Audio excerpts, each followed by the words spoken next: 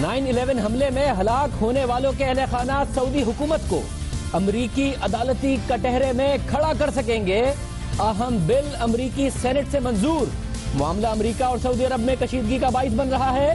امریکہ جو آج سعودی عرب کے ساتھ کرنے جا رہا ہے، کیا کل وہ پاکستان سمیت دیگر ممالک کے ساتھ بھی کرے گا؟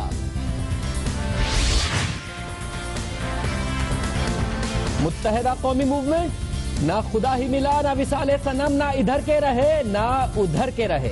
ٹی او آرز پر کمیٹی کے لیے اپوزیشن کے کچھ نام سامنے آ گئے، 6 نام سامنے آ گئے۔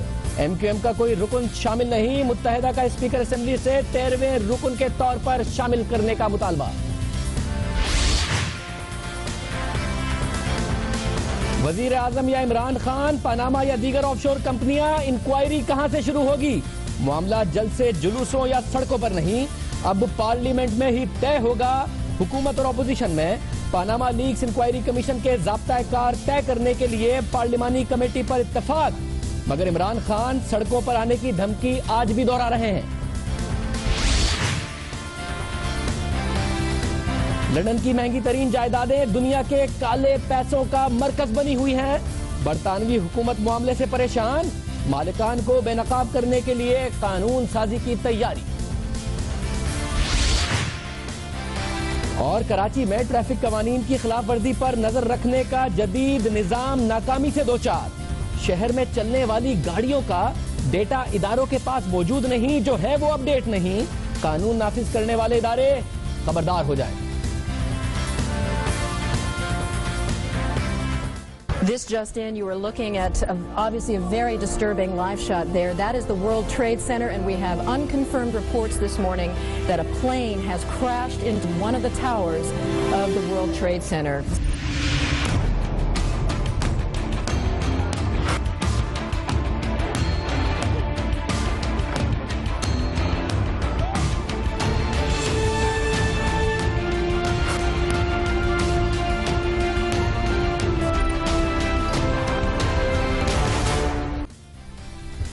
جو امریکی سینٹ میں ہوا ہے، اب سے 15 سال پہلے جب 9/11 کا یہ واقعہ ہوا جس کی فوٹیج آپ دیکھ رہے تھے، اس وقت بھی کسی نے نہیں سوچا تھا کہ امریکی سینٹ میں یہ سب کچھ ہوگا جو اب ہوا ہے۔ کچھ پچھلے 4-5 سال پہلے، اب سے 1 سال پہلے بھی نہیں سوچا گیا تھا کہ امریکی سینٹ میں وہ ہوگا جو اب ہوا ہے۔ اور کیا جو ہوا وہ سعودی عرب تک محدود رہے گا، یا پھر اس کا جو شکار ہے وہ پاکستان اور دوسرے ممالک بھی ہو سکتے ہیں، اور خود امریکہ جس کے اوپر بار بار سوال اٹھتے ہیں وہ بھی ہو سکتا ہے۔ کسی نے سوچا بھی نہیں ہوگا کہ امریکہ میں 9/11 حملے کے 15 برس بعد انگلیاں سعودی عرب کی طرف اٹھیں گی۔ امریکہ میں سعودی عرب کے خلاف مقدمہ چلانے کی نہ صرف باتیں ہوں گی بلکہ عملی قدم بھی اٹھا لیا جائے گا۔ امریکہ میں سعودی عرب کے خلاف قانونی چارہ جوئی کے لیے بل منظور کر لیا جائے گا، مگر اب ایسا ہو رہا ہے۔ براک اوباما نے سعودی عرب کے خلاف قانونی کارروائی کے بل کی سخت مخالفت کی ہے، مگر ان کی مخالفت کے باوجود، بل پاس ہونے کے بعد بھی، بل پاس ہونے سے پہلے بھی ان کی مخالفت کے باوجود، ان کی اپنی ہی جماعت کے اراکین اس بل کے لیے سرگرم ہیں۔ دو دوست ملکوں کے تعلقات، 70 سال پرانے تعلقات، اب ایک نئے ترازے کی طرف بڑھ رہے ہیں۔ سعودی عرب کی امریکہ سے شکایتیں بڑھ رہی ہیں اور امریکہ بھی سعودی عرب سے فاصلے بڑھا رہا ہے۔ 1973 کی عرب اسرائیل جنگ کے بعد یہ پہلا موقع ہے کہ دونوں ممالک کے درمیان کشیدگی اتنی بڑھ گئی ہے، کیونکہ 1973 کی جنگ کے بعد یہ دونوں اتنا قریب آئے اور سوویت یونین کے خلاف تو اتنا قریب آئے کہ افغان جہاد میں ڈالر بائی ڈالر پیسے ملاتے تھے۔ جتنا بجٹ سی آئی اے ایلوکیٹ کرتا ڈالر بائی ڈالر، اتنا ہی بجٹ سعودی عرب ایلوکیٹ کرتا اور سوویت یونین کے خلاف جنگ ہوتی اور افغان جہاد کو اس سے فنڈنگ ہوتی۔ لیکن اب ایسا نہیں، کشیدگی اتنی بڑھ گئی ہے کہ نہ صرف خبروں کی زینت بن رہی ہے بلکہ رویوں میں بھی جھلک رہی ہے۔ امریکہ میں سعودی عرب کے خلاف قانونی کارروائی کا مطالبہ زور پکڑ رہا ہے۔ پچھلے دنوں سعودی عرب کی طرف سے دھمکی دی گئی کہ جو سعودی انویسٹمنٹس ہیں $750 ارب کی امریکہ میں، وہ نکال لی جائیں گی اور اس سے امریکی اکانومی متاثر ہوگی، مگر اب ایسا بھی نظر نہیں آ رہا۔ سینٹ نے تو سعودی عرب پر مقدمے کے لیے بل منظور کر لیا۔ اس بل کے مطابق 9/11 حملے میں ہلاک ہونے والے امریکیوں کے خاندان سعودی عرب کے خلاف قانونی چارہ جوئی کر سکیں گے۔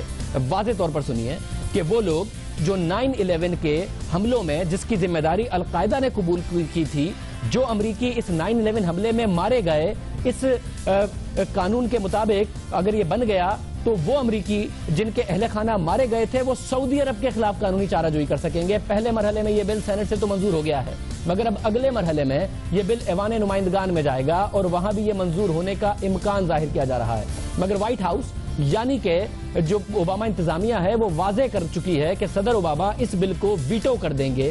اگر یہ پاس ہو بھی گیا تو اس کو ویٹو کر دیں گے اپنا اختیار استعمال کر کے. اپنے ایک انٹرویو میں صدر اوباما نے واضح کیا کہ اگر یہ بل منظور ہوا تو امریکہ کے خلاف بھی عدالتی کارروائی کا امکان بڑھ جائے گا، کیونکہ امریکہ سے دنیا کی شکایتیں کم نہیں. افغانستان میں جو جنگ ہوئی وہ بے شک اقوام متحدہ کی قرارداد کے تحت تھی، مگر عراق پر جس طریقے سے امریکہ چڑھ دوڑا، جس طریقے سے ہزاروں ہلاکتوں کی ذمہ داری امریکہ پر ڈالی جاتی ہے، دوسری جگہ ہیں پراکسی وارز ہیں، ان سب کے الزامات امریکہ پر اگر لگائے جاتے ہیں تو پھر عدالتی کارروائی امریکہ کے خلاف بھی ہونے کا امکان رہے گا. If we open up the possibility that individuals in the United States can routinely start suing other governments, then we are also opening up the United States to being continually sued by individuals in other countries. مگر صدر Obama کی یہ تنبیہ سنی نہیں گئی، Saint نے نہیں سنی، بل آگے بڑھ گیا ہے. امریکہ کو صرف سعودی عرب سے تعلقات خراب ہونے کا ہی خدشہ نہیں، بلکہ امریکہ کو دیگر ممالک میں اپنے خلاف عدالتی کارروائیوں سے بھی خوف ہے، جس کا اظہار خود براک اوباما کر رہے تھے. اور اس بل کے اثرات صرف امریکہ اور سعودی عرب تک محدود نہیں رہیں گے، بلکہ دیگر ممالک بھی اس کی لپیٹ میں آئیں گے. اوباما کے خدشات اپنی جگہ، مگر اس بل کے محرک اور ڈیموکریٹک سینیٹر نے باقاعدہ طور پر موقف اختیار کیا ہے چک شومر نے کہ اگر سعودی عرب 9/11 حملے میں ملوث نہیں ہے تو اسے عدالت میں پیشی سے خوفزدہ نہیں ہونا چاہیے. ہاں اگر سعودی عرب ملوث ہے تو اس کا احتساب ہونا چاہیے. صدر اوباما اس بل کی تو مخالفت کر رہے ہیں، مگر انہوں نے 9/11 کمیشن کی رپورٹ کے ان 28 صفحات کو سامنے لانے کی حمایت کی ہے. آپ کو بتاتے چلیں کہ 9/11 حملوں کے حوالے سے ایک کمیشن بنا، اس کمیشن نے اپنی ایک رپورٹ مرتب کی. وہ رپورٹ عوام کے سامنے رکھی گئی، مگر اس رپورٹ کے 28 صفحات ایسے تھے جو عوام کے سامنے نہیں رکھے گئے، ابھی تک عوام کے سامنے نہیں آ سکے. امریکی میڈیا کے مطابق ان 28 صفحات میں سعودی حکام کے 9/11 کے حملہ آوروں سے تعلقات کی نشاندہی ہے، اور ان میں سعودی سفارتی عملے کے انٹرویوز شامل ہیں جو یہ ثابت کرتے ہیں کہ ان سفارتکاروں کے 9/11 کے حملہ آوروں سے تعلقات رہے تھے. معتبر اخبار دی گارجین میں ان 28 صفحات کے مبینہ مواد کا ذکر کیا گیا ہے اور بتایا گیا ہے کہ نچلی سطح کے سعودی سفارتی عملے نے 2 حملہ آوروں کی مدد کی، اور یہ اہلکار تحقیقات کے دوران جھوٹ بولتے ہوئے پکڑے بھی گئے. جب 9/11 کمیشن میں ان سے تحقیقات کی جا رہی تھی، ان سے انویسٹیگیشن کی جا رہی تھی، تو یہ بارہا جھوٹ بولتے ہوئے پکڑے گئے. یہ گارجین نے رپورٹ کیا ہے. مگر اہم بات یہ ہے کہ 9/11 حملے کی تحقیقات کرنے والا کمیشن سرکاری سطح پر سعودی عرب کو اس الزام سے بری قرار دے چکا ہے. مگر ان 28 صفحات کے سامنے آنے اور امریکی عدالتوں میں 9/11 کے مقدمات کی سماعت سے سعودی عرب پر ایک بار پھر سے سوال اٹھ کھڑے ہوں گے. یہی وجہ ہے کہ سعودی عرب نہ صرف ان 28 صفحات کو سامنے لانے کی مخالفت کر رہا ہے، بلکہ خبردار کر چکا ہے کہ یہ بل منظور ہو جاتا ہے تو امریکہ میں موجود اپنے اثاثوں کو فروخت کر دے گا، اور ان اثاثوں کی مالیت $750 ارب ہے، جس میں ایک بڑا حصہ سیکیورٹیز کی شکل میں ہے. اگرچہ عالمی معاشی امور کے کئی تجزیہ کاروں کا خیال تھا کہ سعودی عرب اس قسم کا کوئی قدم نہیں اٹھائے گا، ابھی بھی ان کا یہ خیال ہے، کیونکہ ایسا کرنا اس کے لیے آسان نہیں ہوگا، اور اس کا اثر صرف اور صرف امریکہ پر نہیں پڑے گا، بلکہ اتنا بڑا اماؤنٹ اگر سعودی عرب لیکویڈیٹ کرے گا تو خود سعودی معیشت پر اس کا بہت برا اثر پڑے گا، اور اس سے سعودی عرب کی اپنی معیشت بری طرح خراب ہو جائے گی. اہم بات یہ ہے کہ امریکہ 40 سال بعد امریکی قرضے میں سعودی عرب کا حصہ سامنے لے آیا ہے، کیونکہ بہت زیادہ قیاس آرائیہ ہو رہی تھی کہ یہ 750 ارب ڈالر کیا امریکی قرضے کے اندر انویسٹڈ ہیں. جب امریکہ پر قرض چڑھتا ہے، خسارے کا بجٹ امریکہ رن کرتا ہے، اس خسارے کے بجٹ کو پورا کرنے کے لیے ساری دنیا سے مختلف معیشتیں ہیں جن کا تجارتی خسارہ نہیں بلکہ تجارتی منافع ہے، چائنا ہے، جاپان ہے، دوسرے تیل پیدا کرنے والے ممالک ہیں، کہ ان میں کی کتنی تعداد ہے. کیا سعودی عرب کا اتنا بڑا اماؤنٹ انویسٹڈ ہے کہ امریکی معیشت بیٹھ جائے گی؟ تو اس کے بعد امریکہ کی طرف سے تفصیلات جاری کی گئی، پہلی دفعہ تفصیلات جاری کی گئی جس کے مطابق سعودی عرب کا پہلا، دوسرا، تیسرا یا چوتھا نمبر نہیں ہے امریکی قرضے کی اندر جو انویسٹمنٹس ہیں، بلکہ 13واں نمبر ہے. سب سے زیادہ حصہ چین کا ہے جس کے $1.2 ٹریلین امریکہ کی سیکیورٹیز میں انویسٹڈ ہیں، امریکہ کے قرضے کو فائنانس کرتے ہیں. پھر $1.1 ٹریلین جاپان کے ہیں جس کا دوسرا نمبر ہے، جبکہ سعودی عرب کا حصہ صرف 116 ارب ڈالر ہے، جو کہ ان تمام ممالک سے تقریباً 10% بنتا ہے۔ چائنا کی انویسٹمنٹ کا صرف 10% بنتا ہے، کہاں چائنا کے تقریباً 1200 ارب ڈالر، کہاں جاپان کے تقریباً 1100 ارب ڈالر، اور کہاں صرف سعودی عرب کے 116 ارب ڈالر۔ باقی جو انویسٹمنٹ ہے وہ دوسری سیکیورٹیز میں ہے۔ 1973 کی عرب اسرائیل جنگ کے بعد امریکہ اور سعودی عرب کے تعلقات ایک بار پھر سے سخت تناؤ کا شکار ہیں، اور اس کی تازہ ترین جھلک براک اوباما کے اپریل میں سعودی عرب کے دورے کے دوران بھی دکھائی دی۔ نہ براک اوباما کا روایتی استقبال ہوا، پہلے براک اوباما گئے تو سعودی فرما روا خود ان کا استقبال کرنے گئے، مگر اس دفعہ کوئی ایسا پیغام نہیں آیا، نہ ہی براک اوباما کا اس طریقے کا استقبال کیا گیا۔ امریکی اخبار نیو یارک ٹائمز کی رپورٹ کے مطابق براک اوباما نے صاف الفاظ میں کہہ دیا ہے کہ سعودی عرب اور دیگر خلیجی ریاستوں کو اپنی سیکیورٹی کے لیے امریکہ پر انحصار کم کرنا ہوگا۔ یہ بھی ایک بہت بڑا پالیسی اسٹیٹمنٹ ہے۔ یہ اہم بات اسی امریکہ کے صدر کی طرف سے کہی گئی، جس امریکہ نے گلف وار میں کھل کر سعودی عرب کی حمایت کی تھی، اور اتنی کھل کر حمایت کی تھی کہ وہ ساری دنیا نے مناظر دیکھے جب عرب دنیا پر جنگ کے بادل منڈلائے تو اس وقت کے امریکی صدر نے کیا کہا، آئیے آپ کو سنواتے ہیں۔ Let me be clear. The sovereign independence of Saudi Arabia is of vital interest to the United States. یہ سینئر بش تھے جو اس وقت صدر تھے، اور موجودہ صدر براک اوباما بھی 2010 میں سعودی عرب سے پرانے تعلقات اور ان کی گہرائی کا ذکر کر چکے ہیں۔ Since that historic meeting that took place 65 years ago between Franklin Delano Roosevelt and His Majesty's fathers, King Abdulaziz, we have had a strong and strategic relationship between the United States and Saudi Arabia. 80 سال پرانی مثالیں دے رہے تھے کہ کتنے اچھے تعلقات ہوتے تھے، اتنے گہرے تعلقات اب تنازع کی طرف بڑھ رہے ہیں۔ سب سے اہم بات جس کا امریکی میڈیا میں بھی چرچا ہوا وہ براک اوباما کا سعودی عرب میں استقبال ہے، جس کا ہم ذکر کر رہے ہیں۔ روایتی جوش و خروش سے محروم رہا، امریکی صدر کے مقابلے میں خلیجی ممالک کے دیگر سربراہوں کو زیادہ اہمیت دی گئی، جو پہلے سوچا بھی نہیں جا سکتا تھا۔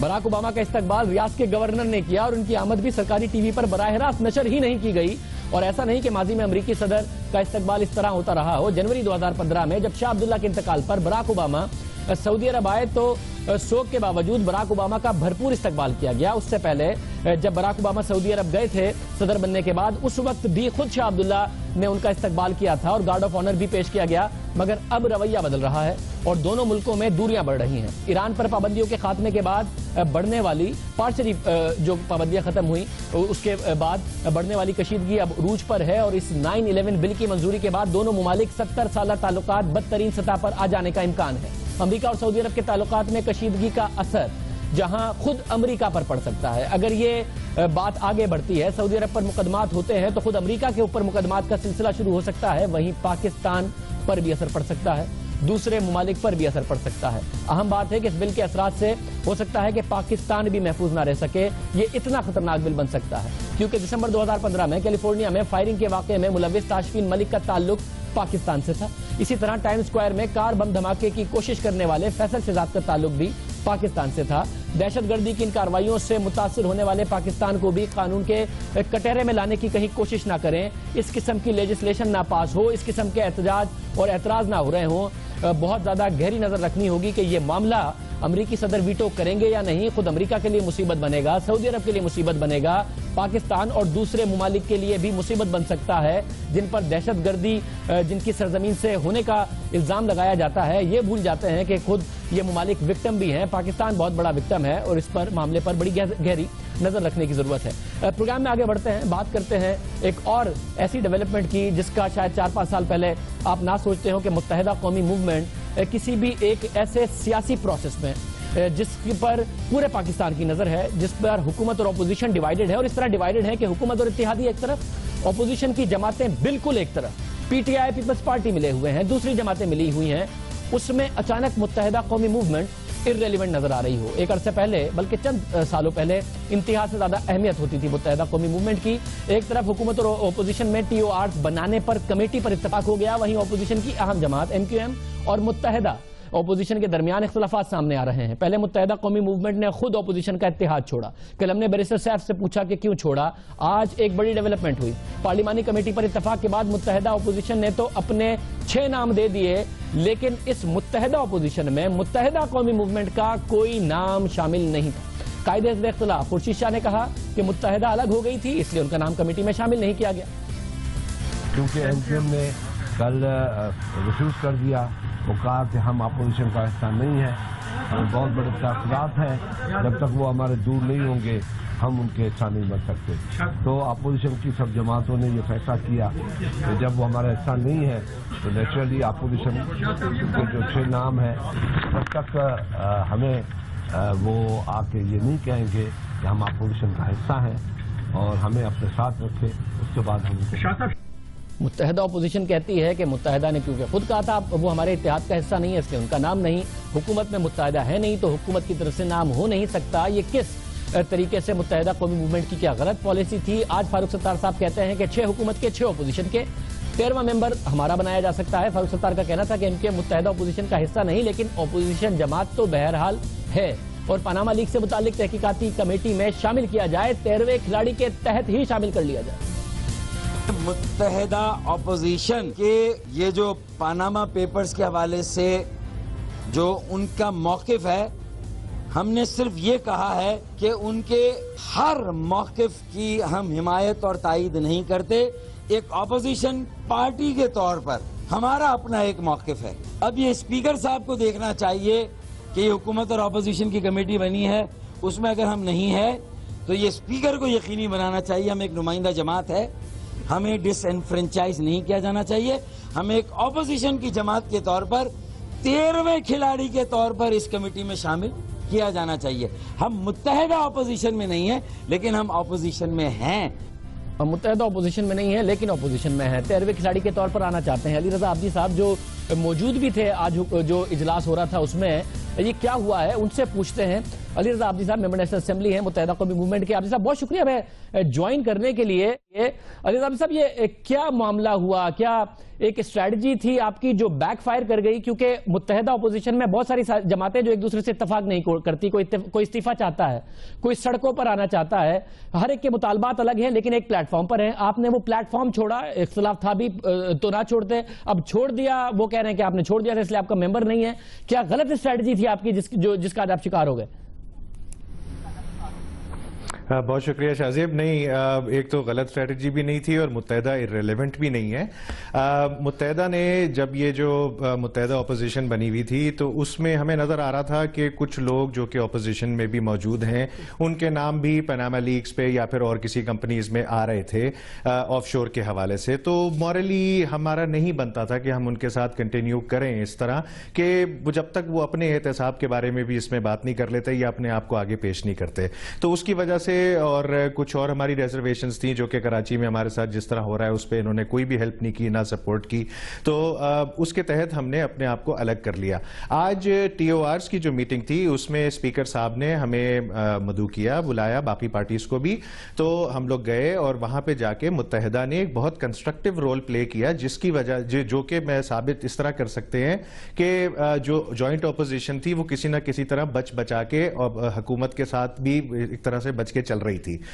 زاہد حامد صاحب ایک موشن بنا کے لائے جس کا ڈرافٹ تھا اور اس میں پاناما لیکس اور ریلیٹڈ ایشوز کے بارے میں بات کرنی تھی. لیکن اس سے ہم نے اس پہ آبجیکٹ کیا کہ جی پاناما لیکس اور ریلیٹڈ تو صرف پاناما سے ہو گیا, اس سے ہٹ کے اور بہت ساری چیزیں ہیں جس کی وجہ سے پاناما لیکس ہوئی ہیں, جس کی وجہ سے لوگ آف شور کمپنیز بناتے ہیں, اپنا پیسہ لے کے جاتے ہیں. ہم نے اس میں سجیسٹ کیے 4 پوائنٹ سجیسٹ کیے تھے. ایک تھا ٹیکس اوائیڈنس اور ٹیکس ایویژن کا, کیونکہ اس کی وجہ سے بھی لوگ بہت سارے پیسے باہر رکھتے ہیں اور کمپنیز کریٹ کرتے ہیں. دوسرا پوائنٹ ہمارا تھا کہ آف شور کمپنیز جو کہ پاناما لیکس میں ان کا نام پاناما پیپرز میں نہیں آیا ہے ان کا بھی انویسٹیگیٹ ہونا چاہیے.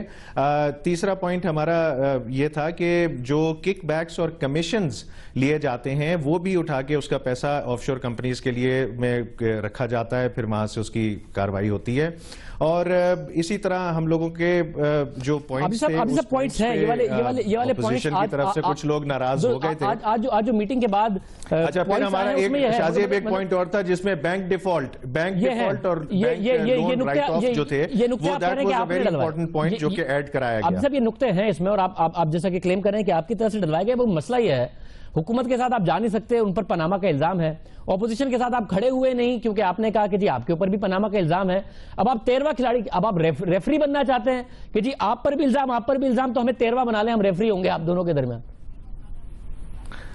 آپ ایسے ہی دیکھ لیجئے. میرے خیال میں شاہ زیب ہم ذرا نظر بھی رکھیں گے اپنی ان دونوں پہ کہ اپوزیشن اور گورنمنٹ کرتی کیا ہے, کیونکہ عوام کی ریپریزنٹیشن ہمارا پہلا فرض ہے. اور ہم سمجھتے ہیں کہ جو پہلے دن پرائم منسٹر صاحب جب اسمبلی میں آئے تھے اسپیچ کے لیے, اس وقت ہمیں اس طرح یہ بائیکاٹ کر کے ان کو ایک طرح سے پورا فلور نہیں دے دینا چاہیے تھا یا ان کو ہیلپ نہیں کرنی چاہیے تھی. وی ریگریٹ دیٹ, اور عوام بھی اس کو ریگریٹ کرتی ہے. اس کی نمائندگی کے لیے ہم اپنے آپ کو ٹی او آر کمیٹی نہیں, اس فیصلے کا دیکھیں, اس فیصلے کا ہم نے اس وقت بھی اس سے آبجیکٹ کیا تھا کہ جی بات کرنی چاہیے, لیکن خورشید شاہ صاحب اور باقی پارٹیز جو تھی وہ کہہ رہی تھی کہ جی اس سے نکل جانا چاہیے. اور جب کچھ چیزیں تو ظاہر ہے متحدہ قومی موومنٹ کے حوالے سے جو ایک کنٹروورسیز کا سلسلہ رہا ہے وہ اپنی جگہ, مگر آپ کو نہیں لگتا کہ غلط فیصلے کی وجہ سے آپ نے ایک انتہائی اہم قومی ایشو پر متحدہ قومی موومنٹ نے اپنے آپ کو ارریلیونٹ کر لیا؟ اختلاف رکھتے ہیں, اپوزیشن کے ساتھ کھڑے ہوتے ہیں, سب میں آپس میں اختلاف ہے, Peoples Party P T I سب میں, آپ ارریلیونٹ ہو گئے سارے معاملے میں. نہیں شاہ زیب, ارریلیونٹ بالکل بھی نہیں ہو گئے. ہم بہت ریلیونس رکھتے ہیں. ہمارے پاس 25 ایم این ایز ہیں, 7 سینیٹرز ہیں, 50 سے زیادہ ایم پی ایز ہیں, اور عوام کی ایک بیکنگ ہے, سپورٹ ہے, ریپریزنٹیشن ہے, اور اسی کے تحت ہم ڈیمانڈ کر رہے ہیں کہ کل اسپیکر صاحب کے ساتھ بھی, اسحاق ڈار صاحب کے ساتھ بھی, اور پارلیمنٹ میں بھی اس پہ پروٹیسٹ کریں گے اور بات کریں گے کہ ہمیں 13th سلاٹ دیا جائے تاکہ ہم ٹی او آرز میں بیٹھ کے اس کو ایسے ڈیفائن کر سکیں کہ جس سے باقاعدہ اور صدق کے دل سے احتساب ہو سکے. بہت شکریہ عبدی صاحب ہمارے ساتھ موجود تھے. ڈیمانڈ ہے کہ 13واں ممبر اب ہمیں ہونا چاہیے 6 حکومت کے, 6 متحدہ اپوزیشن کے, نہ حکومت کے ساتھ نہ متحدہ اپوزیشن کے ساتھ, اس لیے ہمیں اور دونوں سے اتفاق نہیں کر رہے تو 13ویں ممبر کے طور پر جگہ دی جائے. دیکھتے ہیں کہ اسپیکر صاحب یہ بات سنتے ہیں یا نہیں سنتے. اہم ڈیولپمنٹ ہوئی ہیں آج اور پارلیمنٹ کے فلور پر ہوئی ہیں, اور اہم بات یہ ہے کہ عمران خان صاحب نے خطاب کیا. وہ لوگ جو آتے نہیں تھے پارلیمنٹ میں, میاں نواز شریف صاحب نہیں آتے تھے, آئے, خطاب کیا. عمران خان صاحب نہیں آتے تھے, خطاب کیا, دکھایا گیا, اور بڑے خوش اسلوبی سے معاملہ ہو بھی گیا. شہباز شریف صاحب کو بھی آج پنجاب اسمبلی کا خیال آیا, وہ بھی آئے. سب کچھ پارلیمنٹ کے فلور پر ہو رہا ہے. ڈیموکریسی کے لیے اچھا سائن ہے, لیکن کچھ معاملات ہیں, اس پہ بات کریں گے ایک کے بعد.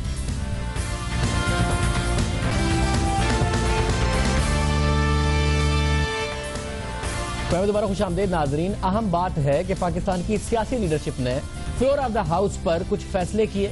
اس کے بعد اسپیکر صاحب کی طرف سے کمیٹی والی بات ہوئی, اپوزیشن نے اپنے نام بتا دیے ہیں, اور جو اب ڈیٹیل سامنے آئی ہیں اس کے مطابق جو تحریک ہے اس کے مطابق پارلیمانی کمیٹی پاناما پیپرز پر پیدا ہونے والے تناظر میں 3 معاملات کی تحقیقات کے لیے مناسب فورم کا تعین کرے گی.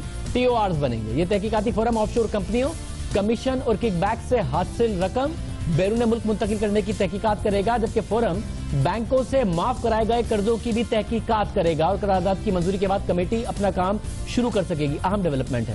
اب سے بریک سے پہلے متحدہ قومی موومنٹ کہہ رہی تھی ہمیں 13ویں ممبر کے طور پر شامل کیا جائے. ہمیں بتایا گیا ہے, اور پاکستان پیپلز پارٹی کے ایک سینیٹر جو ان میٹنگز کا حصہ رہے ہیں وہ کہتے ہیں کہ متحدہ قومی موومنٹ نے جو بائیکاٹ کا ڈیسیشن ہے اس سے اگری کیا تھا کہ بائیکاٹ ہونا چاہیے پارلیمنٹ کے سیشن کا وزیر اعظم کی تقریر کے بعد, اور ساتھ ساتھ اس اجلاس میں وہ کہتے ہیں کہ سینیٹر سیف اور ایم این اے سفیان اور سینیٹر عتیق موجود تھے, اور ایک ایم این اے نے وہ میٹنگ اٹینڈ کی تھی, اور ایم کیو ایم پوری کنسلٹیشن پروسیس کا حصہ تھی جو ٹی او آرز پر ہوئے. یہ پاکستان پیپلز پارٹی کے ایک سینئر رہنما اور جو سینیٹر ہیں ان کی طرف سے بات کی جا رہی ہے. اسحاق ڈار صاحب ہمارے ساتھ موجود ہیں, سینیٹر اسحاق ڈار صاحب, وزیر خزانہ. ڈار صاحب بہت شکریہ میں جوائن کرنے کے لیے. ڈار صاحب اس کمیٹی اور ان دوسرے معاملات پر سوال کرنے سے پہلے متحدہ قومی موومنٹ کہتی ہے ہم جینوئن سٹیک ہولڈر ہیں, اپوزیشن کے سٹیک ہولڈر ہیں, متحدہ اپوزیشن کا حصہ نہیں بھی ہیں, تو 13ویں ممبر کے طور پر ہمیں شامل کریں, کیا کریں گے؟ جی بسم اللہ الرحمن الرحیم. شاہ زیب صاحب, یہ بات مجھے بھی تھوڑی دیر پہلے اطلاع ہوئی ہے, اور میں نے پھر جناب اسپیکر صاحب سے کنفرم کیا ہے, کیونکہ آج جو دوپہر میں ہماری 2:30 بجے میٹنگ شروع ہوئی تھی اس میں یہی فیصلہ ہوا تھا کہ ہمارے 6 ممبرز ہوں گے, اپوزیشن کی طرف سے 6 ہوں گے, اور اسٹیڈی بینچز کے طرف 6 ممبرز ہوں گے دونوں ہاؤسز میں سے, تو 12 ممبرز کا فیصلہ ہوا تھا. لیکن ایم کیو ایم نے مجھے اطلاع کی ہے, میری ابھی تھوڑی دیر پہلے فاروق ستار صاحب سے بھی بات ہوئی ہے, وہ فرما رہے ہیں کہ جی ان کو ایز اپوزیشن ممبر انہوں نے 6 کے جو نام آئے ہیں وہ نہیں ڈالا. پھر میں نے اسپیکر صاحب سے بھی تھوڑی دیر پہلے بات کی, جب مجھے پتا چلا تو اسپیکر صاحب نے یہ کنفرم کیا ہے کہ ایم کیو ایم کے کسی نمائندے کا نام سینٹ یا نیشنل اسمبلی سے نہیں ہے. تو میں سمجھتا ہوں کہ یہ مناسب ہوگا, اور میں کوشش کروں گا کہ کل صبح سے پہلے آج رات ہی ہم اس کو ریزالو کرنے کی کوشش کریں, کہ اس کا بڑا سمپل حل ہے.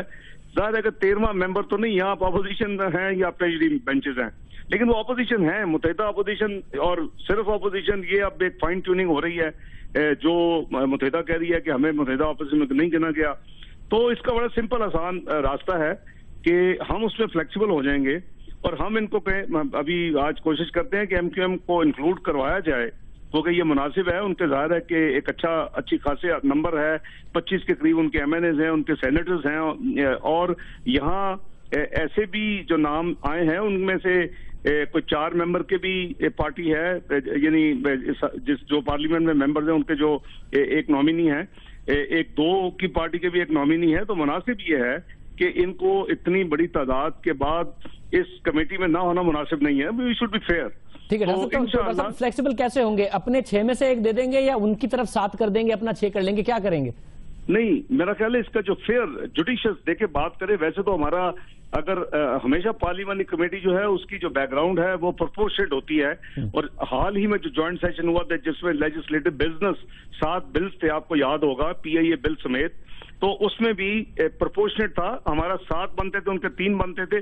ہمارا مین پی ایم ایل لون نہیں، ہمارے الائز بھی ہیں ہمارے ساتھ. تو ہمارے 7 بنتے تھے، انہوں نے ہمیں کہا کہ ایک تم فلیکسیبلٹی دے دو، 6-4 ہم وہ بھی مان گئے. دیکھیں معاملے کو جہاں سلجھانا ہو وہاں آپ کی فلیکسیبلٹی دینی پڑتی ہے. تو آج بھی جب بات ہماری شروع یہیں سے ہوئی تھی، ہمارے گورنمنٹ کا الائز کا یہ خیال تھا کہ اس کو پرپورشنٹی ہونا چاہیے جو ہمیشہ ہوتی ہے ایک روایت پارلیمانی. لیکن جب انہوں نے کہا کہ ایکول کر لیں تو ہم نے کہا کہ کوئی بات نہیں ہے، ایکول کر لیتے ہیں. تو اس کا حل بہترین ہوگا کہ اگر ایم کیو ایم کو ڈالنا ہے تو پھر ہم 7-7 کر لیں گے اور یہ مسئلہ حل ہو جائے گا، تاکہ ایم کیو ایم جو ہے اپوزیشن میں ہے، چاہے متحدہ میں نہیں ہے اپوزیشن یا علیحدہ ہے لیکن اپوزیشن میں ہے، ادھر ہی بیٹھی ہے. اور اس کے بدلے میں ہمارا ایک نمبر اور، تو ہم اس کو آلریڈی ہم اپنا رائٹ گیو اپ کیا ہم نے by agreeing to equal number. تو یہ میں گزارش کروں کہ انشاءاللہ ایم کیو ایم کا مسئلہ آج اگلے 2-3 گھنٹے میں ہم حل کر لیں گے. ڈاکٹر صاحب عام بات ہے کیونکہ ظاہر 25 سیٹیں ہیں اور آپ کہہ رہے ہیں کہ ان کے مینڈیٹ کو رسپیکٹ کرنا چاہیے اور اس کے لیے فلیکسیبلٹی دکھائی جائے گی، اور آج رات تک آپ کہہ رہے ہیں مسئلہ حل بھی ہو جائے گا. ڈاکٹر صاحب پھر دوسرے مسائل بھی حل ہو جائیں گے؟ وزیر اعظم نے تقریر کی، آج عمران خان صاحب نے فلور آف دا ہاؤس پر تقریر کی اور اپنے عدم اطمینان کا میاں نواز شریف صاحب کی تقریر پر اظہار کیا، مگر میچورٹی یہ ہے کہ جہاں انہوں نے سڑکوں پر آنے کا اندیا دیا وہیں سر جوڑ کر بیٹھی ہے پاکستان کی سیاسی پارلیمنٹ کے فلور سے، پھر اسپیکر صاحب، پھر ایک کمیٹی وہ بھی پارلیمانی پارٹیوں کی ہے. یہ ایک بڑی مثبت ہے، یہ حل ہونے جا رہا ہے اور میاں صاحب اپنا نام سب سے پہلے بھی کلیئر کرنے کے لیے تیار ہیں اس معاملے کے بعد. شاہزیب صاحب بالکل کیوں نہیں، میں سمجھتا ہوں کہ وزیر اعظم صاحب نے تو بالکل کوئی ایسی کنڈیشن ریزرویشن نہیں رکھی اور انہوں نے کہا کہ کمیشن جہاں سے شروع کرنا چاہے وہ کر لے. اور آج جب ہماری میٹنگ ہوئی تمام پولیٹیکل پارٹیز کی ایز شیڈولڈ 2:30 بجے اجلاس کے بعد، تو اس میں یہ ساری باتیں ہوئی ہیں. کچھ ساتھیوں کا خیال تھا کہ صرف Panama papers and allied matters, تو وہ بڑا لمیٹڈ سکوپ تھا. اب ہم پبلک کر چکے ہیں، حکومت پبلک کر چکی ہے، میاں نواز شریف صاحب پبلک کر چکے ہیں. ہم ایک خط لکھ چکے ہیں جس میں کہ ہر چند مہینوں کے بعد جو کہ پولیٹیشنز کے خلاف جو بات آتی ہے کہ جنہوں نے قرضے معاف کرا لیے، ہڑپ کر لیے بینک کو، تو وہ ایک اچھا موقع ہے کہ اس مسئلے کو اب once and for all settle ہونا چاہیے. اس کے اوپر سپریم کورٹ کے جج جمشید صاحب کی ایک پوری رپورٹ بھی موجود ہے. اسی طرح یہ کک بیکس، کمیشن اور اس طرح کی جو چیزیں ہیں وہ بھی آنی چاہیے. تو کچھ ڈسکشنز کے بعد میرا خیال ہے کہ اوور ویلمنگ میجورٹی نے یہ اتفاق کیا ہمارے ساتھ کہ یہ چیزیں آنی چاہیے کل کے موشن میں، تاکہ یہ جو کمیٹی ہے اس کو یہ کلیئر پتہ ہو کہ کام کیا کرنا ہے. 4-5 چیزیں کرنے والی ہوں گی جناب شاہ زیب صاحب. ایک یہ کہ ہمیں اس کے ٹی او آرز کو فائنل کرنا ہوگا. دوسرا یہ کہ ہمیں اس کی ٹائم لائن کیا ہوگی اس کو فیصلہ کرنا ہوگا. تیسرا یہ کہ ہمیں اسکوپ جس کا میں نے ابھی ذکر کیا یہ اس میں کلیئرٹی ہونی چاہیے کہ ہمیں اس میں کیا چیزیں لینی ہے، پاناما اور پاناما لائک آف شور کوئی بھی کام بھی کوئی کمپنی بھی ہو. اور چوتھا ہوگا کہ کون سا فورم اس کو ہینڈل کرے گا. یہ ساری چیزیں جو ہے یہ کمیٹی جس کو لیے ہم تشکیل کی کوشش کر رہے ہیں اور انشاءاللہ امید ہے کہ کل ہم کامیاب ہو جائیں گے. آج میں ایم کیو ایم کی کوشش کروں گا ابھی تھوڑی دیر میں حل کروانے کی. اب اہم بات یہ ہے کہ آئندہ اس قسم کی نوبت نہ آئے جب الزام لگ رہے ہوں، اس کے لیے کوئی ایک اچھی اکاؤنٹیبلٹی اور احتساب کا ایسا ادارہ جس کا سب پر اعتماد ہو، جوڈیشل کمیشن بنانے کی، پارلیمانی کمیشن بنانے کی ڈیمانڈز نہ آ رہی ہوں اور वजीर आजम फ्लोर ऑफ द हाउस पर खड़े होकर ये ना कह रहे हो आपका लाइफ स्टाइल कैसा है और किस किस्म के हेलीकॉप्टर और आप जहाजों में सफर करते हैं, जवाब में इमरान खान कह रहे हो भाई आप तहकीकात कर लें, FBI आपके अंडर है, दूसरे FIA आपके अंडर है, आप तहकीकात कर लें, कोई एक फोरम बन जाए, कम से कम ये इनिशिएटिव लेगी हुकूमत? देखिए, हम तो बिल्कुल फोरम भी बनना चाहिए। वो वजीर आजम साहब की तकरीर में बड़ा क्लियर था कि हम एक परपेचुअल फोरम बनाएं जो कि ये काम करे, लेकिन आपके पास इस मुल्क में ऑलरेडी कुछ फोरम मौजूद हैं, जैसे आप खुद ही फरमा रहे हैं। कोई टैक्स मैटर्स हैं तो FBR के पास हैं, अगर कोई किकबैक्स कमीशन हैं तो नैब या FIA के पास हैं। तो ये बड़ी अच्छी बात है कि हमें को फोरम की तरफ देखना चाहिए, लेकिन मैं आपके तवज्जुह से आपके साथ शेयर कर सकता हूं कि बतौर हुकूमत मैं ऑलरेडी वजीर आजम की इजाजत के साथ जो अदारे मेरे यानी अम्ब्रेला में हैं, FBR है, स्टेट बैंक मेरी एसोसिएशन है फाइनेंस मिनिस्ट्री के हवाले से, या security exchange corporation of Pakistan, मैं ऑलरेडी एक एक्सरसाइज कर रहा हूं कि जो कुछ पनामा में एक है माजी, एक है फ्यूचर। हमें फ्यूचर को कम से कम ये इंश्योर करना चाहिए कि ये चीजें रिपीट ना हो, इन चीजों की डिस्क्लोजर प्रॉपर हो, इन चीजों की कानून के मुताबिक जो तब्दीलियां हैं वो हम करें, क्योंकि हमारे मुल्क में कई ऐसी चीजें हुई हैं जो कि कानून के मुताबिक हैं, लेकिन शायद आज के हालात में या पोस्ट 9/11 कह लें या आज के हालात में कह लें या पोस्ट पनामा पेपर्स कह लें कि जिसमें कवानीन में भी तब्दीली की जरूरत है। आपके ठीक है डॉक्टर साहब, बिल्कुल डॉक्टर साहब, न सिर्फ कवानीन में तब्दीली की जरूरत है मगर एक अहम मामला है, अपोजिशन जमातें ताना देती, इल्जाम लगाती, फिर मुनासिब लगती हैं, या चले अगर ताने एक लिमिट के अंदर हो या इल्जाम एक बाकायदा तौर पर प्रूफ के साथ हो, मगर हुकूमतें इल्जाम लगाती अच्छी नहीं लगती। आप जब भी अपोजिशन चढ़े तो कभी इल्जाम लगा रही हो तो कभी शौकत खानम और दूसरे मामला, इसके लिए लाजमी नहीं है कि, और जाहिर कुछ डिपार्टमेंट्स आपके तहत भी हैं, कि इस बात को once and for all set करें कि भाई हुकूमतें तहकीकात करती हैं, इल्जाम नहीं लगाती, वजीर आजम, वजीर दिफा और दूसरे वज़रा इल्जाम नहीं लगाते। मैं शाहजेब साहब, हम एक ही पेज पे हैं। आपकी शायद आर्टिकुलेशन थोड़ी सी डिफरेंट है, मेरी शायद मैं कुछ और शायद समझा नहीं पा रहा। मैं कह रहा हूं कि बहैसियत कौम ये हमारा फर्ज है कि एक हमारा माजी है उसको हम जिस प्रोसेस के जरिए एक फाइनल उसकी फाइंडिंग करनी है, जो भी एक्शन है वो ले, लेकिन फ्यूचर को हम इंतजार किए बगैर अभी से उसको प्लग करें, उसको जहां जहां चेंजेस की जरूरत है, कवानीन में तब्दीली या अपना स्टेट बैंक के रेगुलेशंस में तब्दीली, जो कुछ है वो एक्सरसाइज मैंने ऑलरेडी करीबन 3 हफ्ते से शुरू करवाई हुई है। ठीक है, बड़ी अहम बात है। बिल्कुल लास्ट क्वेश्चन, मियां नवाज शरीफ साहब ने अपनी तकरीर में बहुत सारे डॉक्यूमेंट्स रखे, हिस्ट्री में गए, 80 में फीता काटने की तस्वीर, वो सारी की सारी चीजें रखी, 23-24 साल के टैक्स डॉक्यूमेंट्स रखे। डॉक्टर साहब, एक डॉक्यूमेंट जो इस बात की बहुत ज्यादा वाज़ेह तौर पर तशरीह कर देता और शायद मामला खत्म कर देता, वो ये था कि भाई मेरे बेटे किराए पर रहते थे, ये रेंटल एग्रीमेंट है, ये पेमेंट की हिस्ट्री है। बरतानिया में तो सारी की सारी हिस्ट्री होती है और बाद में हमने ये फ्लैट्स खरीदी, रख देते, मामला खत्म करते, ये एक डॉक्यूमेंट क्यों नहीं रख दिया मियां साहब ने? देखिए, मैं अर्ज करूं शाहजेब साहब के आप अगर तकरीर में आपने, हम श्योर कि आपको एक लफ्ज आपके सामने होगा, उन्होंने फरमाया, उन्होंने मैक्रो डिटेल दी थी और साथ उन्होंने 2-3 चीजें बड़ी कैटेगोरिक कही थी, जो कि वो उन्होंने कहा कि जो कुछ मैं कह रहा हूं हकायक की सबूत और तफसील मैं जो भी फोरम होगा मेरे बच्चे वहां पेश करेंगे। एक उन्होंने ये कैटेगरी कहा कि इन चीजों के लिए जो अंडर क्वेश्चन है या जो अंडर डिबेट है इस वक्त, उसमें से उन्होंने कैटेगरी का जी एक पाई भी पाकिस्तान से हमने नहीं भेजी। मैं समझता हूं कि अभी चंद दिन हमें थोड़ा सा सब्र से चलना चाहिए, जैसे अभी डेवलपमेंट ठीक हो रही है, फोरम तय हो जाए, इंस्ट्रूमेंट तय हो जाए, क्या हमने इंक्वायरी कमीशन अगर नहीं यूज करना तो फिर उसमें हम फिर सोचें। मैं तो आज कहा है कि अगर इंक्वायरी कमीशन 56 टूथलेस है तो फिर इसको आज तक पूरे पाकिस्तान में जितनी इंक्वायरीज हुई हैं, मां सिवाय धरना इंक्वायरी, वो तो उसी कमीशन के तहत हुई हैं, तो हम 60 साल से तो उसको इस्तेमाल कर रहे हैं। तो मैंने तजवीज दी है कि इस कानून को या बदलें या रिपील करें या इसको खत्म करें, इसकी जगह नया कानून लाएं जिसमें टीथ हो। डॉक्टर साहब, क्विक आंसर, यानी कि अगर कोई फोरम बन जाता है, उस पर जो रेंटल डीड है, किस तरीके से किराया अदा करते थे, 2006 तक अदा करते थे इन फ्लैट्स का, वो भी देने को तैयार हैं आप? देखिए, मैं I am not Privi to micro detail, वो प्राइम मिनिस्टर साहब और उनके खानदान आके पेश करेगा, वो पहले उससे 93 का भी जवाब देंगे, वो 2006 का भी जवाब देंगे।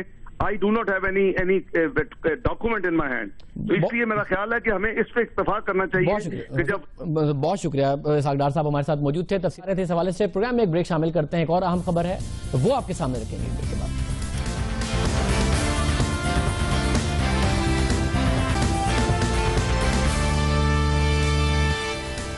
پاناما لیکس نے جہاں پاکستان میں طوفان کھڑا کر دیا ہے وہاں برطانیہ بھی اس کے اثرات سے بچ نہیں سکا. برطانیہ میں دنیا کے مہنگے ترین فلیٹس اور جائیدادیں ہیں, اتنے مہنگے کہ دنیا کے مہنگے شہر اس کے قریب نہیں آتے, جن کے بارے میں یہ تاثر ہے کہ بیشتر اس میں سے کالے دھن سے خریدے گئے ہیں. اس کے مالک کون ہیں برطانوی حکومت بھی نہیں جانتی. یہ شہر کرپشن کے پیسہ جمع کر کے جائیدادیں خریدنے والوں کے لیے کشش رکھتا ہے. اپنی اصل ملکیت کو چھپا کر پراپرٹی کی خریداری کے لیے یہ بہترین جگہ مانی جاتی ہے. لندن وہ شہر ہے جہاں کوئی غیر ملکی اپنی ملکیت چھپا کر جائیداد خرید سکتا ہے, اور اب تک تو پاناما کے ایشو کے بعد اور بہت سارے لوگوں کی آف شور کمپنی آنے کے بعد آپ کو اس کا پتہ چل ہی گیا ہوگا.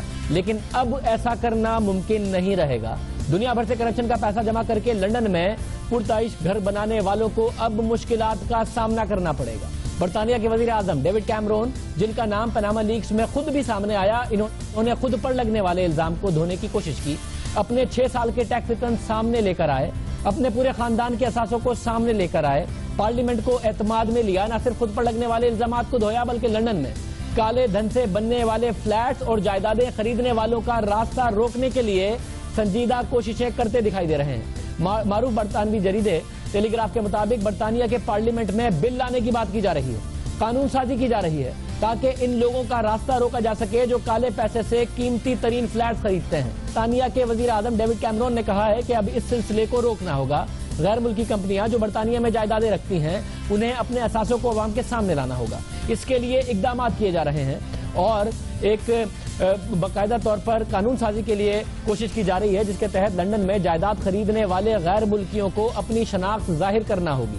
لندن کے قیمتی فلیٹ یا مکان خریدنے والوں کو بتانا ہوگا کہ اصل ملکیت کس کی ہے. ہو سکتا ہے کہ پاناما کی تو نئی ایپیسوڈ نہ آئے مگر اس قانون سازی کی وجہ سے پاکستانیوں کو اور بڑے بڑے نام پتہ چلیں جنہوں نے برطانیہ میں اربوں روپے کی جائیدادیں لی ہیں. Anti corruption group Transparency International کے مطابق لندن کے 36,000 کے قریب گھروں میں سے 33,000 ایسے ہیں جو آف شور ٹیکس ہیون کی کمپنیوں کی ملکیت ہیں, یعنی کہ تقریباً 90% ملکیت جو ہے وہ اس قسم کی ہے. یہ سارا معاملہ سامنے آئے گا, صرف باہر سے پیسے لانے والے نہیں بلکہ برطانیہ کے اندر بھی یہ معاملہ اٹھے گا کہ وہ وہاں کون کون سرکاری ملازمین اور کون خریدتے ہیں اور ان کی بھی تحقیقات ہوں گی.